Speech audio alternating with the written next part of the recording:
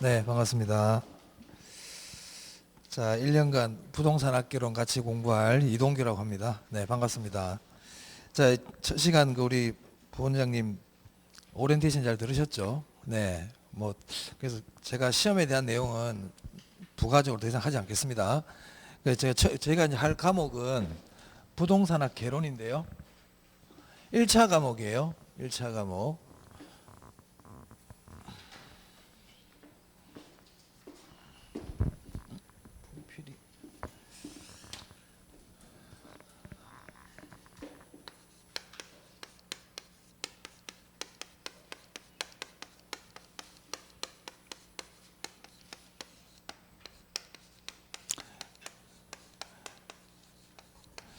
1차 과목은 우리 학개론하고 민법하고 두 과목이 있습니다. 그래서 이 부동산학 개론은 1번부터 40번까지가 부동산학 개론이고요.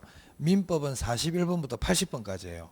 그래서 1차 과목이 합쳐서 80문제, 80문항이고 이걸 100분 동안 보게 됩니다. 100분 동안. 이건 나중에 천천히 다 알게 됩니다. 그럼 일단 기본적으로 1차 과목은 시간이 조금 부족하다 이걸 아셔야 돼요. 1차 과목 시간이 많이 부족해요. 그래서 나중에 이제 우리가 쭉 공부하면서 자주 말씀을 드리겠지만 1차 과목은 시간 싸움이라는 걸 꼭 명심해 주셔야 돼요. 시간이 항상 부족하다. 네, 그래서 그런 건 제가 이제 수업하면서 계속 말씀드릴 테고, 자, 올해 이제 공인중개사 공부를 시작하셨는데 이 공부를 시작하기 전에 주변에서 뭐 처음 공부하신 분도 계실 테고 혹시 또 올해 또 시험을 한번 보신 분도 계실 수가 있어요. 그죠? 네, 그러면 사람 다 사정이 있으시겠지만 이 공부를 한다 그러니까 주변에서 뭐라고 하던가요? 시험이 좀 쉽다 그러던가요? 어렵다 그러던가요? 아니면 뭐 들으신 거 있습니까? 어렵다고 이렇게 얘기하던가요? 네, 뭐 대부분 다 그런 얘기를 많이 하시죠. 네, 그래서 제가 결론을 내려드리려고 이 시험 어떤 시험인지. 자, 우리 공인중개사 시험은 제 개인적인 생각은 어렵지 않아요. 어렵지 않습니다. 자, 여러분들 내가 이렇게 뭐 용기를 북돋아 주려고 거짓말 하는 게 아니고 그렇게 어렵지 않아요. 자, 근데 어렵지 않은데 합격률은 그렇게 높지 않거든요. 그죠? 물론 이제 우리가 발표하는 합격률이라는 거는 전체 응시 인원 대비 합격률이 보통 15% 20% 이렇게 나오죠. 근데 학원 합격률은 훨씬 높습니다. 거기 합격률이라는 건 그냥 전체 인원 대비 뭐 거기 보면 혼자 독학하신 분도 있을 거고 뭐 동영상으로 공부한 분도 있을 거고 거기 다 포함해 가지고 합격률이 15% 20%라는 얘기고 학원 이렇게 대비 합격률은 그보다 좀 높아요. 높다. 자, 그럼 왜 그러면 합격률이 사람들이 합격을 많이 못할까? 네, 원인이 있겠죠, 그죠? 네, 제가 보기에 원인이 첫 번째는 공부를 좀 늦게 시작하는 경우가 있어요. 여러분들하고는 해당이 없어요. 여러분들은 학원을 지금 빨리 오셨잖아요, 그죠? 근데 공인중개사 공부를 뭔지 잘 모르다 보니까 5월달 막 이때 막 한 세너 달 공부하면 되는 줄 알고 학원에 늦게 오는 경우가 많습니다. 그러면 조금 합격하기 힘듭니다. 이 시험은 제가 시험은 쉽다고 그랬지만 그래도 과목 자체가 6과목이고 그 공부해야 될 양 자체가 있기 때문에 뭐 단시간에 뭐 4개월, 5개월 이래 가지고 합격하는 시험은 아니에요. 그래서 실질적으로 어느 정도 시간은 채워줘야 됩니다. 그리고 여러분들은 해당 사항은 없어요. 일찍 오셨기 때문에. 두 번째 또 합격 못하는 이유 중에 하나가 중간에 포기를 또 많이 해요.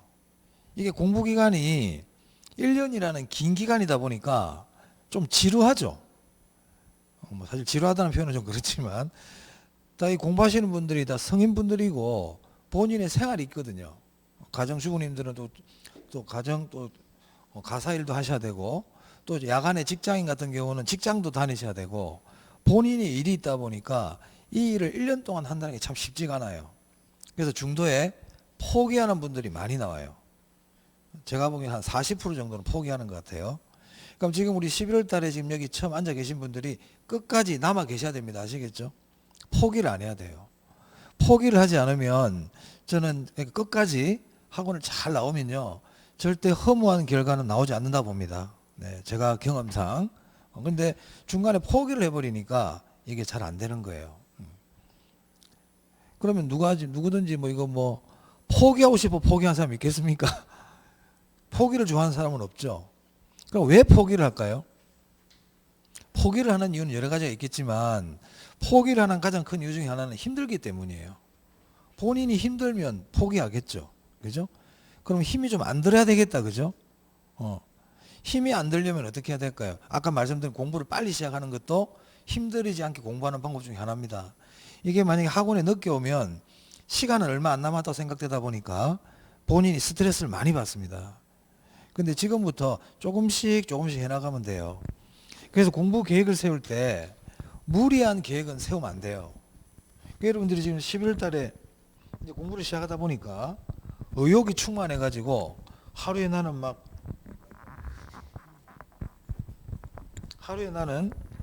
뭐 하루에 4시간씩 공부할 거야. 5시간씩 공부할 거야. 뭐 그럴 마음도 없으시겠지만 그런 무리한 계획은 세우지 마세요. 왜냐하면 무리한 계획은 실천이 됩니까? 안 됩니까? 실천이 안 됩니다.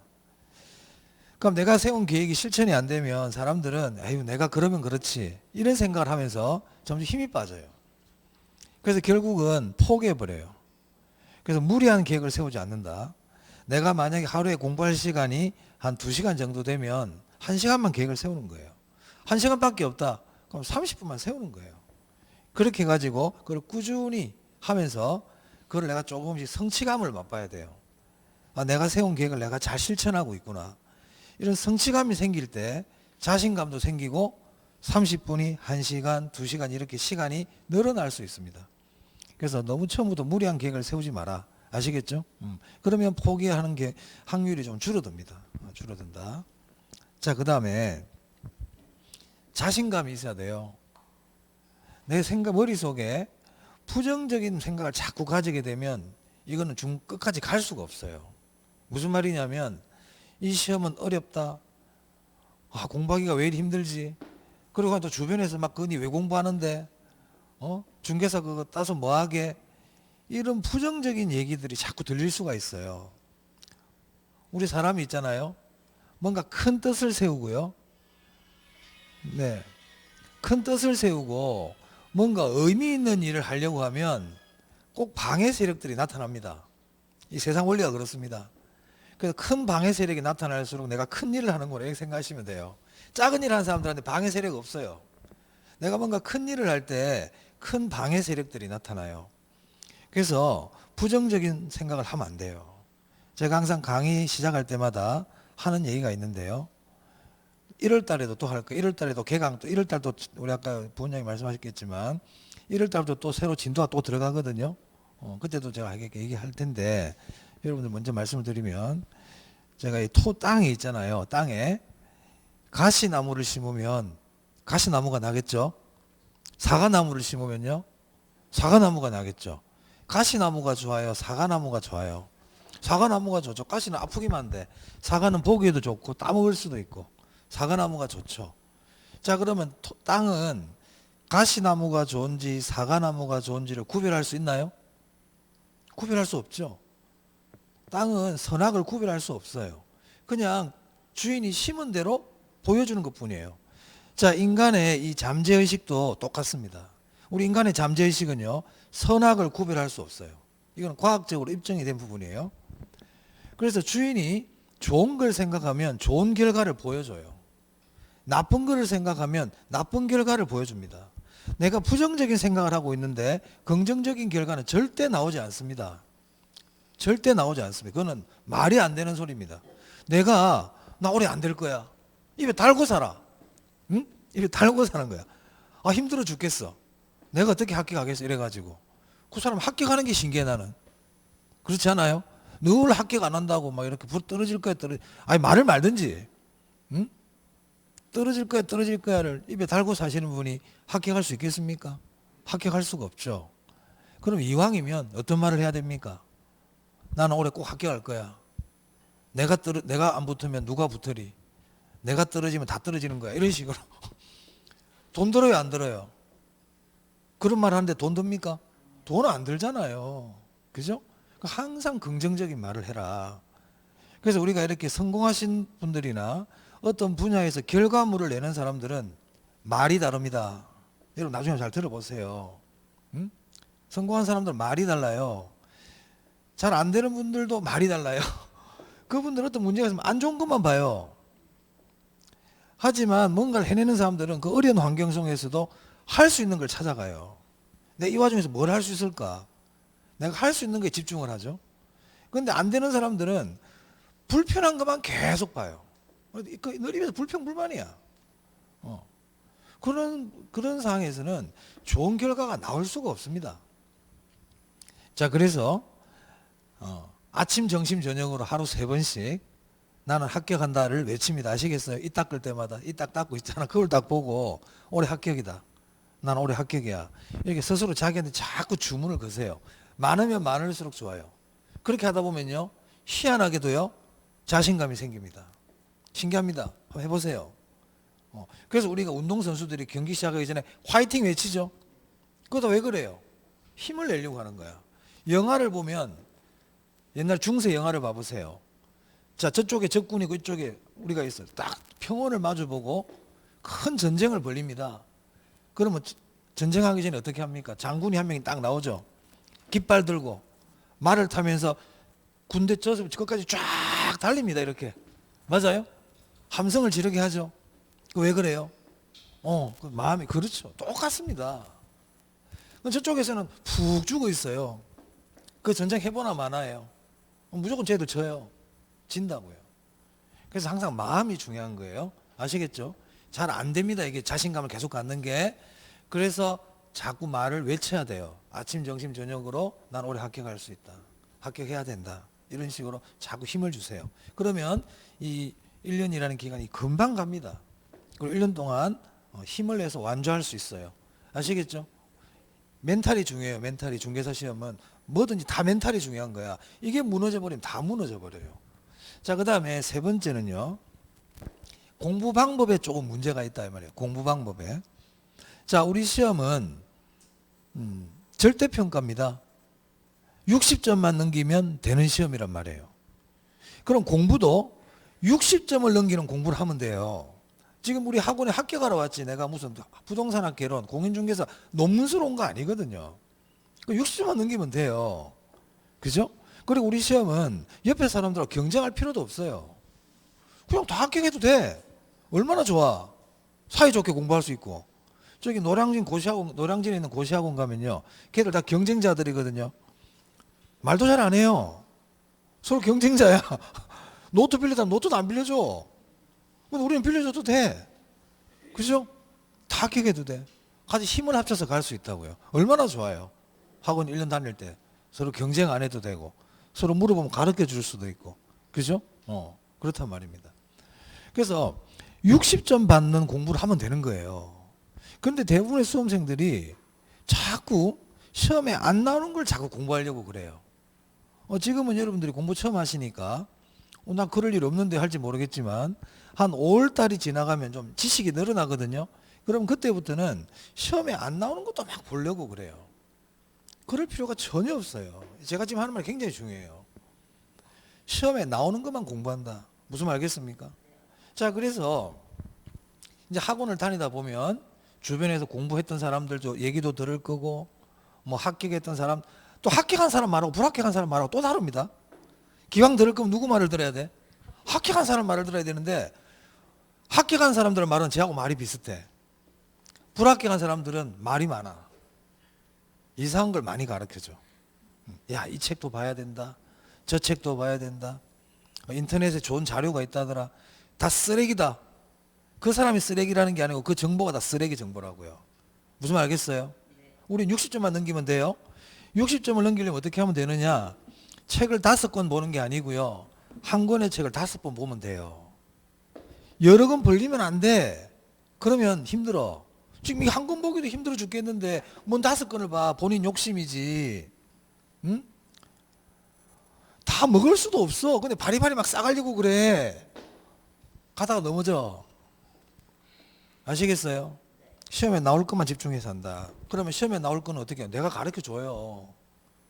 제가 중요하다고 말씀드린 거 위주로 공부하면 돼요. 무슨 말 아시겠죠? 그래서 시험에 안 나오고 별로 안 중요한 거 이런 것들은 그냥 넘어가도 됩니다. 굳이 제가 얘기 안 하고 이거는 굳이 몰라도 됩니다 하는 것까지 알려고 하지 마세요. 그거는 제가 가르쳐 드리기 싫어서 그런 게 아니고요.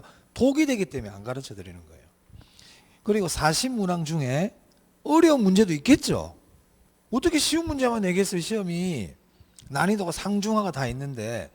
그러면 어려운 부분은 시험에 잘 나온대. 얘는 시험에 참 매년 나온대. 근데 보니까 내가 도저히 어려워, 얘는. 그럼 어떻게 하면 돼? 안 하면 되지.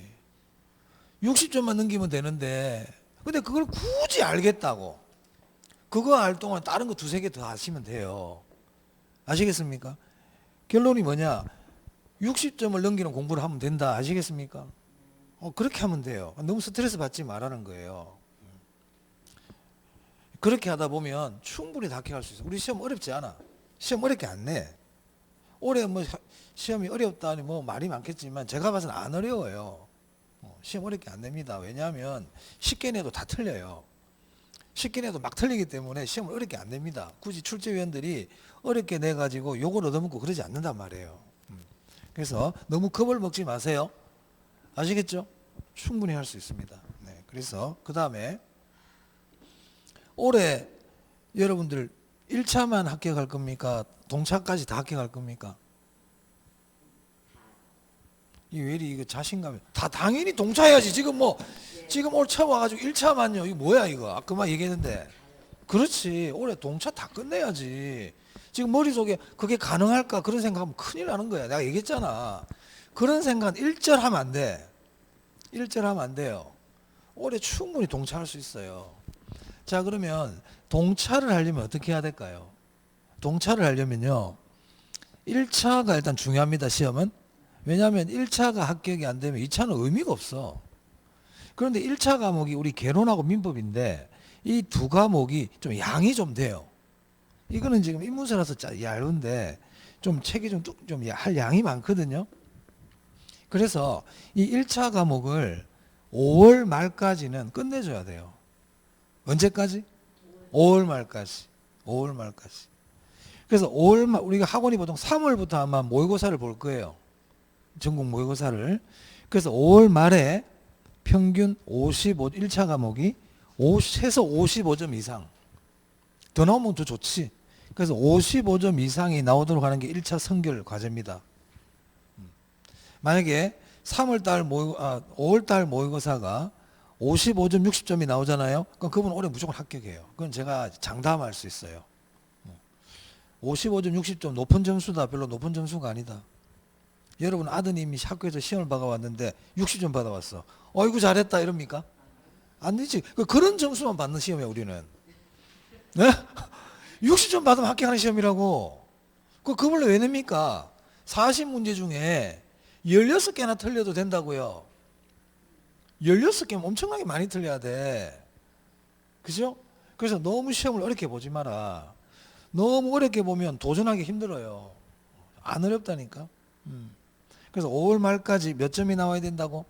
55점 이상. 그래서 우리 시험은 10월 말에 있지만 1차 과목은 5월 말에 있다 하고 공부해야 돼요. 무슨 말 알겠습니까? 제 자신을 타이트하게 잡아야 된단 말이야. 그렇기 때문에 학원을 3월 달에 온 사람 동차가 될까 안 될까? 힘들지. 5월 말에 50점, 55점, 60점이 나와야 된다고 그랬는데 3월 달에 학원문 뜬 열고 들어와가지고 5월 말에 55점, 60점 나오겠어요? 안 나오죠. 그러기 힘든 거예요. 근데 우리는 11월 달부터 하면 지금 6, 7개월 남았죠. 6, 7개월 동안 100점 만점에 55점 받을 수 있어 없어?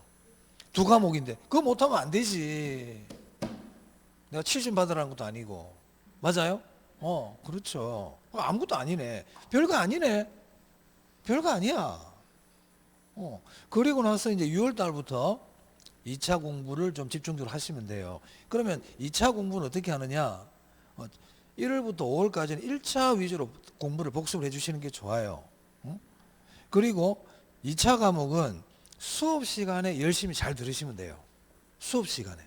수업 시간에 앞에서 강의하시는 분이 중요하다는 거 잘 체크해 놓고 책에다 줄도 좀 쳐놓고 말씀하시는 거 그 정리만 집중해서 보라 이 말이에요. 그리고 수업 끝나고 또는 집에 가셔가지고 그날 배운 거 한 10분 제가 나중에 또 복습하는 법 말씀드릴 텐데 한 10분 20분 정도 가볍게 보면 됩니다. 너무 막 깊이 있게 할 필요 없어요. 근데 1차는 아까 말씀드린 것처럼 5월 말까지는 내가 최선을 다해서 공부를 해야 된다. 무슨 말 알겠습니까? 그러면 올해 그냥 여러분들 합격합니다. 합격합니다. 제가 이거는 약속할 수 있어요. 그리고 저는요, 저와 같이 공부하시는 분들은 개론은 꼭 70점은 넘겨드리도록 해보자. 이렇게 저는 제 나름대로 제 약속입니다. 제가. 그래서 11월 또는 1월 달부터 학원, 그래서 주변에 지금 공인중개사 공부하는데 혼자 공부하는 사람들 있지, 혹시나. 뭐 이상한 짓 하지 말고 빨리 학원 오라고 그래요. 그 친구 도와주는 일이에요. 시간 낭비예요. 이 중개사 시험 1년에 한 번밖에 없어요. 저는 학원 비는 게 중요한 게 아니에요. 저는 그렇게 봐요. 그 뭐가 중요하냐? 시간이 중요한 거예요. 1년이라는 세월을 허송세월 하지 말라는 겁니다. 그 돈, 뭐 크지 않은 그 돈이 뭐가, 내가 1년이라는 시간하고 그 돈하고 바꿀 수 있나요? 아니지. 그죠? 지금 이건희 회장 돌아가셨나? 돌아가셨죠? 그분이 병상에 누워 계실 때, 예? 만약에 자기가 20년을 더 살 수 있다. 근데 내가 돈을 한 1조를 내면 20년을 더 살 수 있다 그래 볼게요. 1조 낼까요? 안 낼까요? 안 낸다고? 내 같으면 무조건 낼 것 같은데요. 네? 20년 전으로 돌아갈 수 있대 이분이. 1조를 내면 그 사람 1조 의미 없어요. 1조가 무슨 뭐 있으면 뭐하고 없으면 뭐하게 그거. 네? 부자들에게 1조 이조는 큰 돈의 개념을 넘어서 버렸잖아요. 이 사람들은. 돈의 관점이. 시간은 그만큼 중요한 겁니다. 그러니까 시간은 1년하고 니 얼마하고 바꿀래 고민 한번 해봐요. 응? 나이가 들수록 그 가치는 더 커지지. 안 그렇습니까? 젊은 분들은 잘 못 느낄지 모르겠지만 어느 정도 나이가 드신 분한테 2년 전, 5년 전으로 돌려주면 얼마까지 지불할 수 있는가 가만히 생각해 보세요. 그러니까 뭐 학원비가 제가 얼마인지 잘 모르겠는데 그 학원비 얼마 되지 그 돈하고 1년하고 바꿀 수 있어요? 절대 못 바꾸지. 맞습니까? 그러니까 내가 돈을 들여서라도 1년을 단축할 수 있다면 돈을 들여야 되는 거야. 그런데 대부분의 사람들은 내 혼자 하면 되겠지. 안 돼. 내가 딱 단언적으로 얘기해. 안 돼. 혼자 되는 시험이 아니야 이거는. 되는 시험이 아니라고요. 그래서 주변에 가까운 친구가 있으면 막 공부를 하고 있잖아. 그러면 야 오늘 학원에 갔더니 니 혼자 하면 안 된다더라. 빨리 학원 가. 그 친구를 도와주는 얘기예요. 사실은요. 그렇단 말이에요. 아시겠습니까? 네. 그래서 제가 지금 이제 잠시 짧게 말씀드렸는데 그런 마음으로 공부하시고 계획은 1차 계획은 5월 말까지 1차 과목을 좀 끝낸다. 이런 마음을 가지고 공부하시면 되겠습니다. 자, 그리고 제가 그때 또 강의하는 중간에 공부하는 방법이라든지 공부할 때 우리가 필요한 것들은 그때 말씀을 드릴게요. 자, 책을 한번 펴보세요. 자, 책을 펴보시면 8페이지 한번 봅니다. 이 부동산학 개론은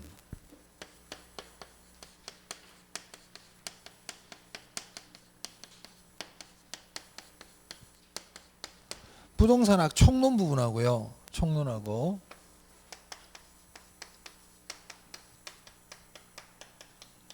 부동산학 강론 부분하고요.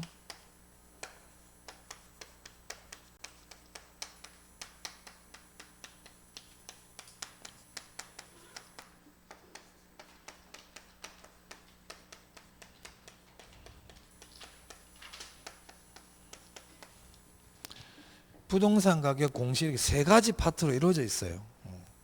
이 총론에서 한 2문제 정도에서 3문제 나오고요. 여기 7문제 나옵니다. 그리고 여기서 30문항에서 31문항 정도 출제가 돼요. 네.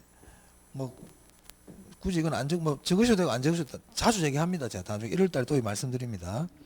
자, 오늘은 여기 할 거예요. 총론 부분 할 테고.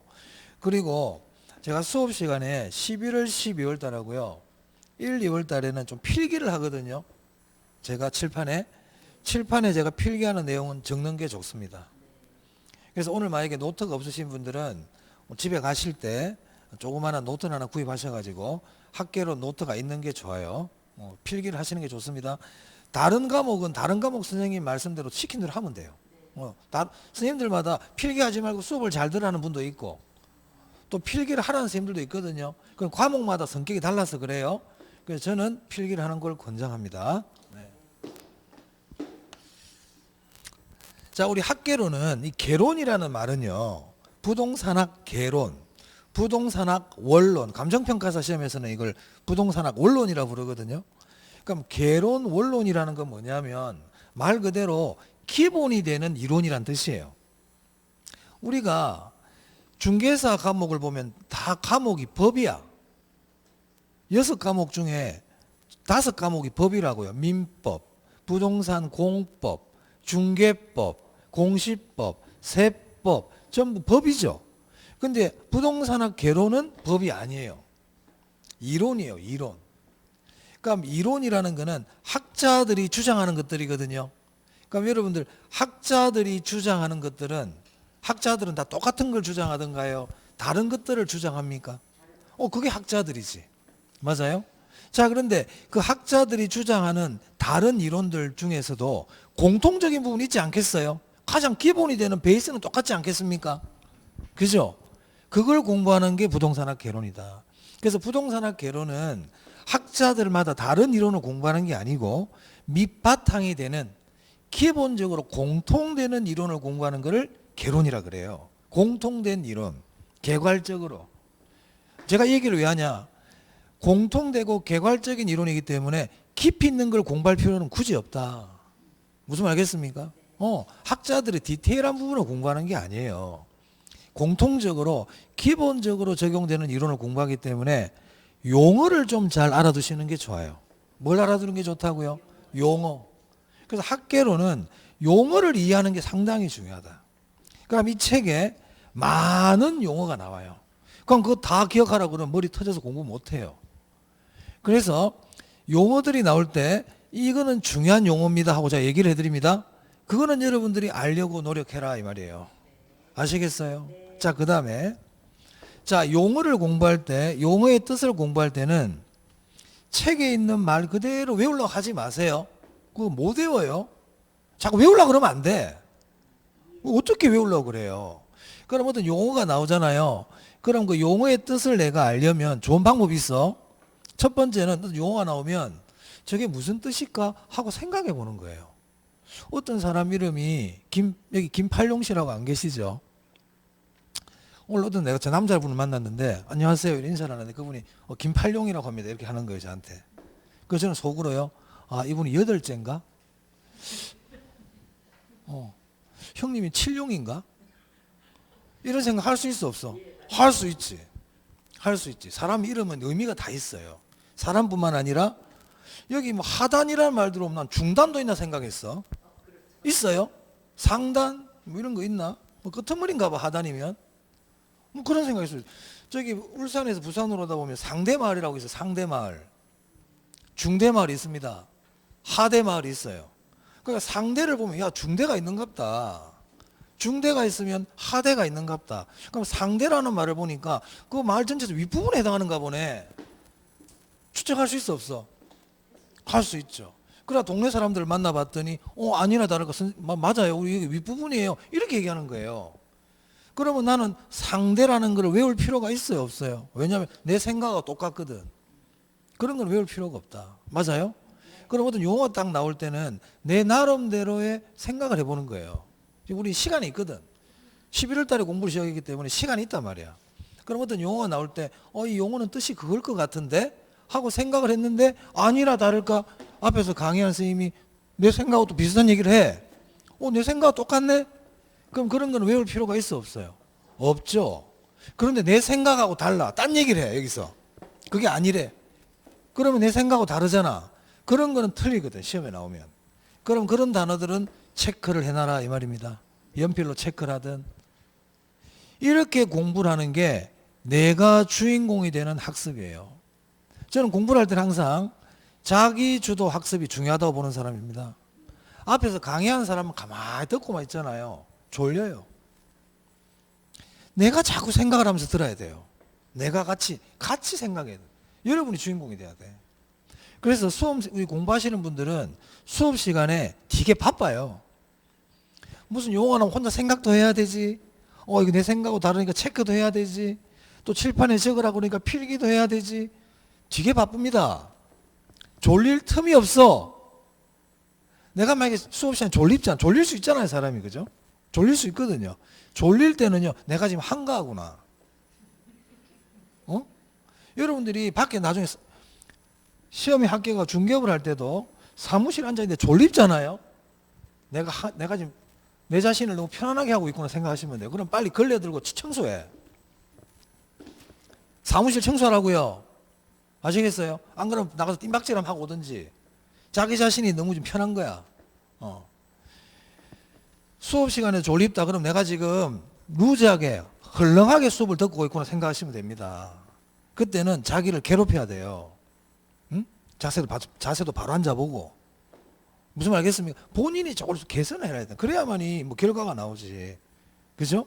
자꾸 노력해야 된다. 그래서 용어의 뜻이 나올 때는 먼저 내가 생각해보고 내 생각하고 다르면 체크한다. 무슨 말 알겠죠?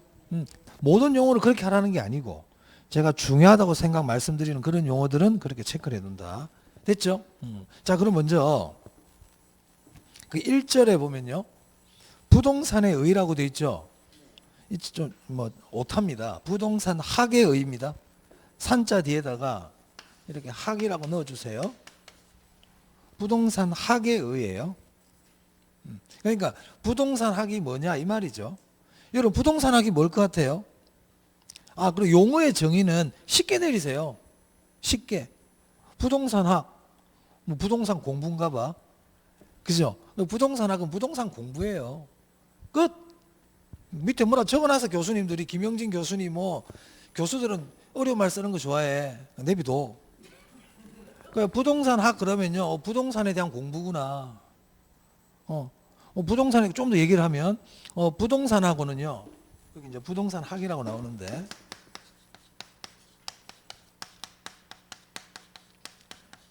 이 부동산 학은 인간하고 관계 있어요. 요런 인간이란 말 하나만 왜 적어주세요. 그 부동산 학 위에 의 위에다 인간.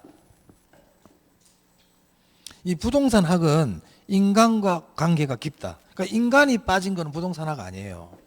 그래서 우리 부동산 학은 부동산에 대한 연구 공부인데 인간 생활에 도움을 주기 위한 인간 생활을 좀 더 윤택하게 하기 위한 부동산에 대한 공부다. 이렇게 보시면 됩니다.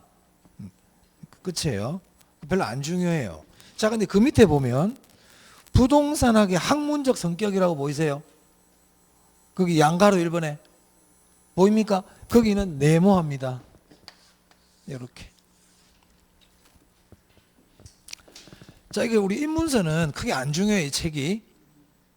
나중에 우리 기본서 나오거든요. 기본서가 나오면 제가 책에다 이렇게 네모를 하라는 얘기를 자주 합니다. 이 네모의 의미는 뭐냐? 내가 알아야 할 것이에요. 뭐라고요? 내가 알아야 할 것. 내가 알아야 할 것. 이거 알아야 된다 이 말이야. 그래서 부동산학의 학문적 성격 아셔야 돼요. 그리고 네모를 하고요. 제가 별표를 하라 할 때가 있거든요. 걔는 특히 잘 알아야 된다 이 뜻이에요. 별표 하세요. 그래서 부동산학의 학문적 성격 중요합니다. 아니 저 선생님은 뭐 첫날부터 별표라고 난리야 지금. 우리 5월 말까지 60점 받으려면 지금부터 별표해야 돼. 맞아요? 우리 시험 5월 달에 있다고 그랬다. 지금 6개월밖에 안 남았어. 11월 달도 지금 반 다 갔어 지금.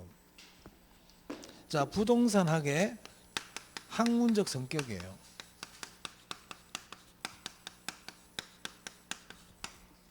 이 부동산학의 학문적 첫 번째가요. 종합과학이에요.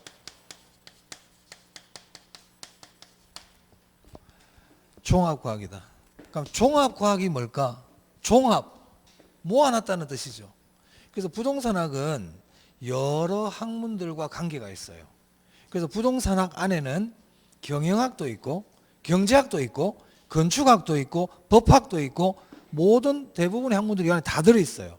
그래서 부동산학은 종합과학이다 이렇게 기억하시고, 두 번째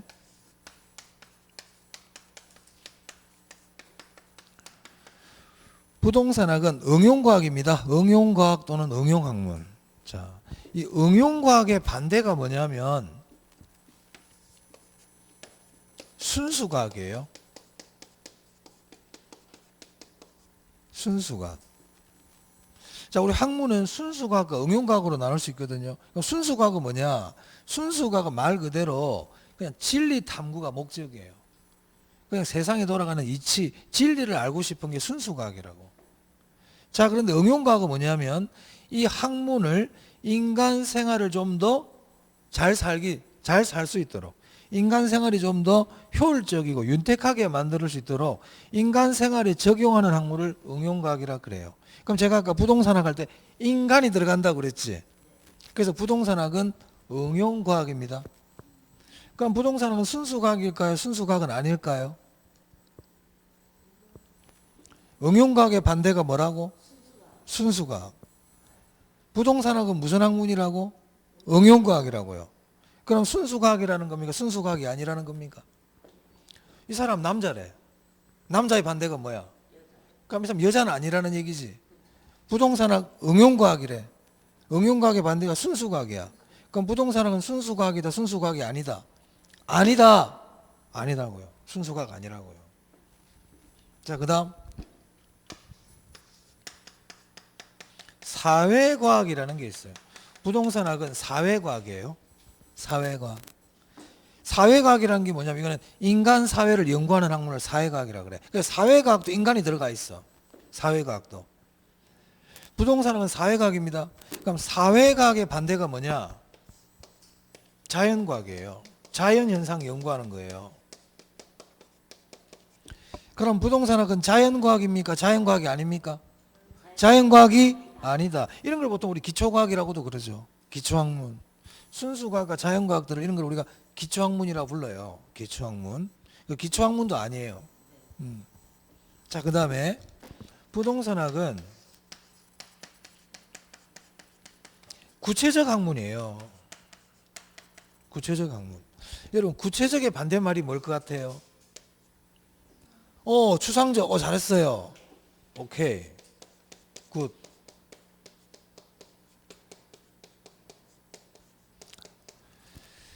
자, 여기서요. 구체적의 반대가 뭐라고요?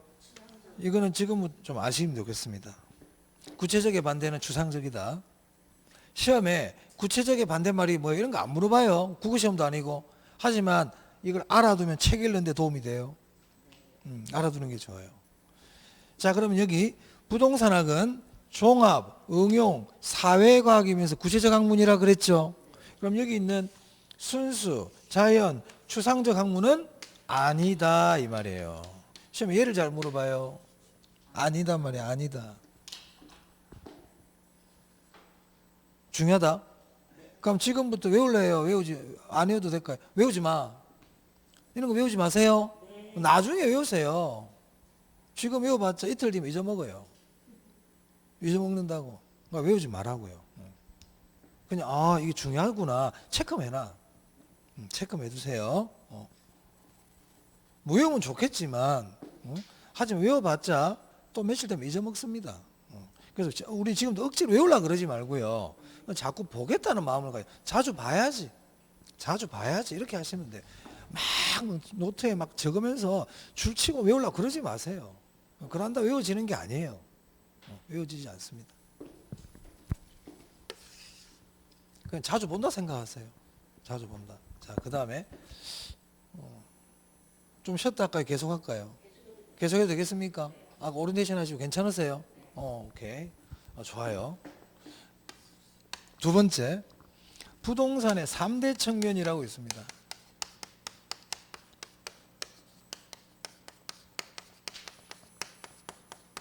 여기서 3대 측면이라는 것은 관점이다 이렇게 보시면 돼요. 관점. 자, 여기 어떤 남자분이 하나 서가 있어요. 저쪽에. 그럼 이 남자분이 어떤 사람인지, 이 사람이 어떤 사람인지 우리가 한번 정의를 내려보고 싶어. 이 사람은 어떤 사람이야? 이렇게. 그럼 이 사람을 정의할 때 첫 번째 뭐 가지고 정의 내릴 수 있겠어요? 모양, 외모. 외모를 보고, 그죠? 이 사람 뭐 키가 크구나, 작구나, 뭐 뚱뚱하구나, 날씬하구나, 안경을 꼈구나, 뭐 이런 식으로, 그죠? 외모를 가지고 일단 이 사람을 평가할 수 있겠죠. 두 번째는 또 경제력을 가지고도 평가할 수 있나요? 그렇죠. 이 사람은 뭐 1년에 연봉이 얼마다. 그렇게 평가할 수 있겠죠. 또는 이 사람의 집안 배경, 교우 관계, 이런 걸 통해서도 이 사람에 대해서 평가를 할 수 있겠죠. 또는 뭐 전과 몇 범이야 이런 식으로 또 그런 거 가지고도 알아볼 수 있겠죠. 그러니까 어떤 한 사람을 평가할 때 판단하는 기준, 관점이 여러 개가 존재한다 이 말이에요. 그럼 마찬가지로 부동산도 한 가지 관점으로만 부동산을 보는 게 아니고 여러 가지 관점에서 볼 수가 있죠. 앞에 건물이 하나 있어. 저 건물은 뭐야 그랬더니 20층짜리 건물이네. 눈에 보이는 대로 얘기할 수도 있고요. 또는 한 200억 하겠는데 돈으로 얘기할 수도 있고요. 그죠? 여기 보니까 용적률이 한 500% 나오겠네. 건축법으로 얘기할 수도 있겠고요. 여기는 개발 제한구역이잖아. 여기는 토지거래 허가구역이잖아. 여기는 분양가 상한제잖아. 이렇게 정부의 법이나 행정적이나 제도적인 관점에서 부동산을 볼 수도 있죠. 맞습니까? 그래서 부동산을 보는 관점도 많다 이 말이야. 그런데 그 많은 관점 중에서 가장 대표적인 세 가지 관점이 있더라 이 말이지. 그걸 우리가 뭐라고 부른다? 부동산의 3대 측면이다 이렇게 부른단 말이에요. 그럼 이 부동산의 3대 측면에는 뭐가 있느냐?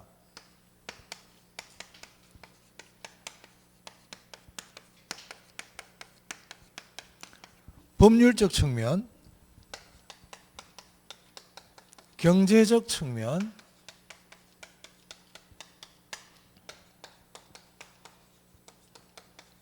기술적 측면. 이렇게 크게 세 가지가 있더라는 겁니다. 이 기술적 측면을 물리적 측면이라고도 그럽니다.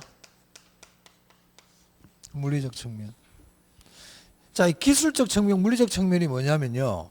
형태를 가지고 얘기하는 거예요. 아까 제가 20층짜리 건물이네. 엘리베이터가 2개가 있네. 이런 식으로 형태를 보고 얘기하는 거를 기술적 측면이라 그래요. 이런 걸 우리가 유형의 관점이다. 형태가 있다 이 말이에요. 형태가. 그러면 이 둘은 형태가 있다, 형태가 없다? 그럼 이런 걸 뭐라 부를까요? 무형이라 그러겠죠. 맞아요? 제가 적기는 적겠습니다만은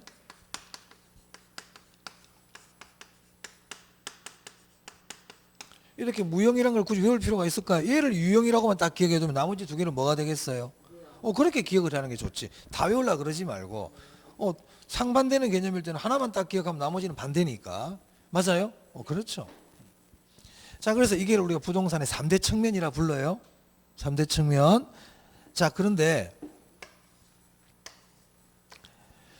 이 법률적인 관점에서 부동산을 정의할 때 그걸 법률적 개념이라 불러요. 법률적인 관점에서 부동산을 정의했다. 법률적 개념. 경제적인 측면, 경제적인 관점에서 부동산을 정의한 것을 경제적 개념.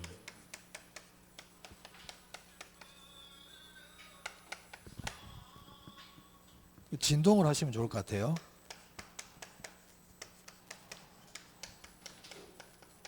자, 기술적 측면에서 개념을 뭐라 부른다고요? 기술적 개념. 이렇게 부릅니다.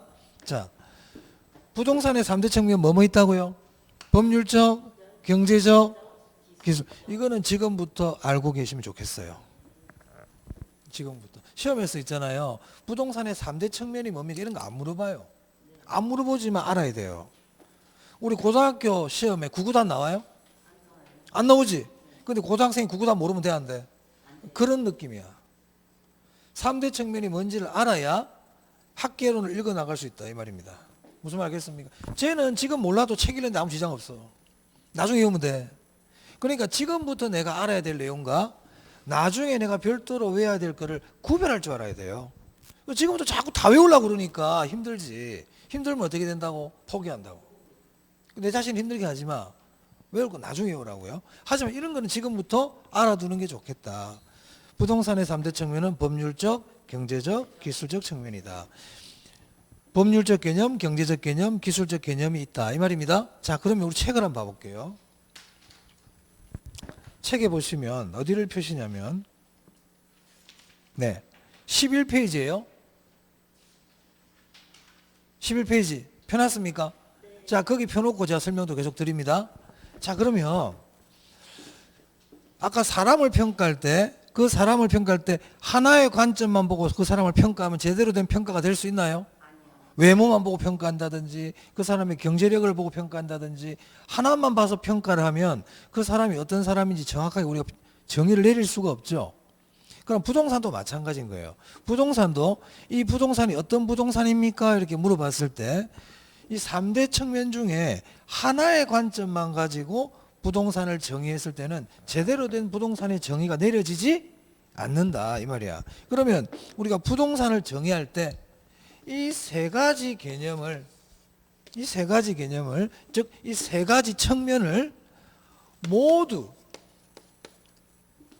세 가지 개념 또는 이 세 가지 측면을 모두 고려하여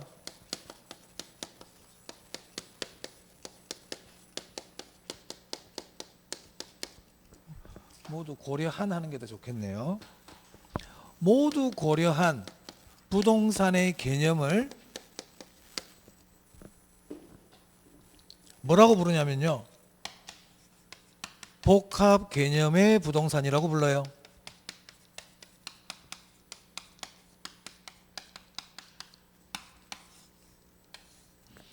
자, 우리 책에 11페이지 보시면요.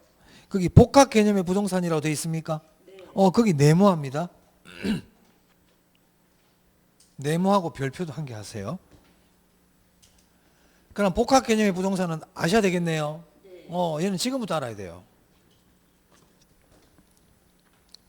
그럼 복합 개념의 부동산이 뭐냐? 자, 거기 보세요. 첫째 줄, 맨 끝에 유형적 측면인 기술적 측면과 이런 말 보이세요? 있어요? 자, 기술적 측면과 줄 치세요. 기술적 측면과 줄 치세요. 그리고 그 뒤에 보니까 법률적 경제적 측면 줄 치세요. 줄 쳤어요? 그리고 뒤에 보니까 3대 측면을 동시에 고려 줄 치세요. 이게 복합 개념이야. 그럼 줄 친 것만 읽어볼게요. 복합 개념의 부동산은 기술적 측면, 법률적 경제적 측면, 3대 측면을 동시에 고려 이렇게 돼 있죠? 이게 복합 개념의 부동산이에요. 오케이? 그럼 복합 개념의 부동산은 지금부터 아는 게 좋겠다. 그러니까 여러분 있잖아요. 자, 어떤 거에 대해서 안다는 거는 어떤 게 아는 겁니까? 알고 있다는 게 뭘까요? 알고 있다는 거는요, 설명할 수 있어야 돼요. 그게 아는 거예요. 자, 예를 들어서요. 제가 이런 예를 자주 드는데요. 사장님이 여직원에게 심부름을 시켜요. 심부름을. 미스 김, 이거 우체국에 등기 우편 좀 보내고 오세요. 하고 이렇게 심부름을 시켰어요. 그랬더니 여직원이 네 하면서 이제 들고 나가려고 하는데 사장이 다시 불러요. 혹시 그런데 우체국 가는 길은 아세요? 물어봤어요. 그랬더니 내가 다니면서 본 것 같아요. 우체국 본 것 같아요. 알 것 같아요. 이렇게 얘기하는 거예요. 자, 남자 직원이 있어요. 남자 직원에게 우체국에 가서 이거 좀 보내라고 또 심부름을 시켰어요. 그러면서 남자 직원에게 우체국 가는 길은 알고 있나요? 물어봤더니 남자 직원은 네, 여기서 나가서 왼쪽으로 쭉 가다 보면 빨간색 건물이 나옵니다. 그 건물에서 오른쪽으로 우회전해서 쭉 가면 편의점이 하나 나오는데 그 편의점 뒤에가 우체국입니다. 이렇게 얘기를 하는 거예요. 누가 우체국 갔다 빨리 올까요? 여자 직원은 우체국에 못 갈 수도 있어요, 여기는. 자, 우리 수험생들이 여자 직원처럼 해서 시험장에 갑니다. 그냥 본인이 알고 있다고 착각하고 갑니다. 수업 시간에 들어본 것 같거든. 그리고 본인들은 이렇게 위로하는 거예요. 어차피 시험장에 가면 지문이 나오잖아. 글이 있을 거 아니에요. 그거 읽어보면 알 수 있겠지. 이렇게 하고 간다. 아까 여직원이 나가보면 뭐 보이겠지. 뭐 가다 보면 보이겠지. 뭐 찾을 수도 있고 못 찾을 수도 있는 거예요. 맞습니까? 자, 아까 제가 우리 1차 시험은 시간 싸움이라고 그랬죠. 답을 찾는 거는 기본이고요. 빨리 찾아야 돼요. 우체국 빨리 갔다 와야 된다고. 그러려면 말할 수 있어야 돼. 그럼 복합 개념의 부동산이 뭡니까? 물어봤을 때 말할 수 있어야 돼요. 그럼 복합 개념의 부동산이 뭡니까? 물어봤을 때 있잖아요. 그대로 얘기를 다 하면 정말 좋지. 그죠? 뭐 더 할 나위 없단 말. 하지만 있는 그대로 다 얘기를 못할 때는요. 중요한 글자만이라도 알고 있어야 된다. 그럼 복합 개념의 부동산에서 중요한 말은 제가 조금 전에 줄쳐드린 거야. 기술적, 법률적, 경제적. 한마디로 뭐예요? 3대 측면이죠. 3대 측면을 모두 고려한 부동산의 개념을 우리는 뭐라고 부르자? 복합 개념의 부동산이라고 부르자. 이거를 알고 있어야 된다 이 말이에요. 이거는 오늘도 알고 있어야 되고요. 내일도 알고 있어야 되고요. 모레도 알고 있어야 돼요. 오케이? 그럼 시험장에 딱 갔어. 복합 개념의 부동산이란 딱 나왔단 말이야. 복합 개념의 부동산이란 어쩌고 저쩌고 나와. 그랬더니 봤더니 법률적, 경제적, 기술적이라는 말이 있잖아요. 그럼 이번은 O 하고 나오죠. 그런데 복합 개념의 부동산이란 그랬는데 법률적, 경제적, 기술적이란 이런 말은 없고 그냥 다른 말이 막 적혀 있어. 그러면 법률적 개념은 3대 측면인 법률적, 경제적, 기술적 측면 이 말이 중요하다는 걸 아는 사람은 그 지문을 O라고 그럴까요? X라고 그럴까요? 법률적, 경제적, 기술적이란 말이 없잖아. 그럼 X란 말이야. 글자 찾기야. 그런데 그거를 평소에 말을 못하고 간 사람은요. 어떻게 할 것 같아? 읽죠. 읽고 어떻게 해요? 이게 뭐지? 이게 복합 개념 맞나? 생각을 하겠죠. 그 글을 보고 생각하지 않겠어요? 모른다는 얘기죠. 이 골목에 들어가 여기 우체국길 맞나? 생각하고 있는 거죠. 저는 일로 갔었나? 생각하는 거 아니다 이거는. 글자를 딱 보고 이게 이 글자하고 맞으면 온 거예요. 이렇게 공부하는 게 참 중요합니다. 우리 개론은. 개론뿐만 아니라 다른 과목 다 똑같아. 읽고 할 시간 없어. 자꾸 그렇게 트레이닝을 해야 돼. 그럼 복합 개념에서 중요한 글자는 뭐다? 법률적, 경제적, 기술적. 오케이? 자, 그런데 출제자가 그렇게 안 내고 복합 개념이란 3대 측면 그러네? 3대 측면이 뭔데? 법률적, 경제적, 그러니까 3대 측면을 알아라고요. 출제위원이 법률적, 경제적, 기술적 해주면 참 고마운데 그렇게 얘기 안 하고 3대 측면 이렇게 해버리는 거야. 그래도 된다 안 된다? 된다. 3대 측면이 법률적, 경제적, 기술적이잖아. 그래서 이건 아셔야 된다고요. 3대 측면이 뭔지를. 무슨 말인지 알겠습니까? 그렇지. 그래서 지금부터 중요한 거는 말을 할 수 있도록 하자 이 말입니다. 말을 할 수 있도록 하자. 말을 할 수 있어야 돼. 그래 아는 사람이야. 아는 사람. 그죠? 아들이 엄마 인수분해 좀 가르쳐줘. 인수분해를 말을 해줄 수가 없네. 그러니까 그 엄마 모르는 거야. 근데 엄마가 장안밥원에 가르쳐주고 인수분해 이런 거야. 설명하잖아. 그 엄마 인수분해 잘 아시는 분이에요. 맞아요? 그게 아는 거지. 자, 그래서 그렇게 말씀드렸고 그 밑에 보세요. 경제적 측면 봐보세요. 그 양가로 이번에 경제적 측면 그게 네모입니다. 네모. 자, 경제적 측면의 부동산은 뭐가 있냐면 줄칠게요. 자산, 자본, 생산 요소, 소비재 상품 줄치세요. 그거는 나중에 여러분 꼭 암기하셔야 돼요. 매우 중요해요. 그래서 이 경제적 개념은요. 이걸 경제적 개념이라 그러거든요. 경제적 개념의 부동산인데 한마디로 돈 냄새가 나요. 그러니까 부동산이 야 너는 부동산이 뭐야 그랬더니 부동산은 내 자산이지. 이건 경제적 개념인 거야. 경제적 측면이 돼 말이야. 부동산이 뭐라고 생각해? 부동산은 사고 파는 상품이잖아. 그건 경제적 개념인 거예요. 부동산은 내 사업의 미천이야. 자본이야. 이 경제적 개념인 거예요. 아시겠죠? 자, 그 다음 그 밑에 기술적 측면 네모. 자, 기술적 측면은 형태를 가지고 얘기하는 거라 그랬잖아요. 그러니까 기술적 개념의 부동산 뒤에 줄쳐야 됩니다. 거기. 부동산은 자연이야. 자, 산에 올라갔어. 야, 정말 경치가 좋구나. 공기도 좋고 이거는 게 기술적 측면이에요. 있는 그대로 보이는 그대로 얘기하는 거예요. 부동산은 위치야. 부동산은 공간이야. 부동산은 환경이야. 이렇게 보는 거는 기술적 개념. 산에 올라갔는데 야 여기다 골프장 만들면 돈 되겠다. 이건 경제적 관점에서 보고 있는 거죠. 오케이? 그런 얘기다 이 말이죠. 그 제가 뒤에 줄친 거는 꼭 나중에 암기하셔야 됩니다. 그런데 우리 수험생들 이거 다 알고 갑니다. 제가 시험 칠 때까지 한 100번도 얘기합니다 이거. 그러니까 나중에 저절로 다 알아요. 지금부터 외우는 게 스트레스 받을 필요는 없다. 자산, 자본, 생산 요소 이런 게 경제적 개념이라는 걸 외우려 하지 말고 복합 개념을 알아라고. 복합 개념의 뜻을 알아라고요. 아시겠죠? 그래야 책을 읽을 수 있다고요. 자, 여기까지 하고 조금 쉬었다가 또 계속하겠습니다.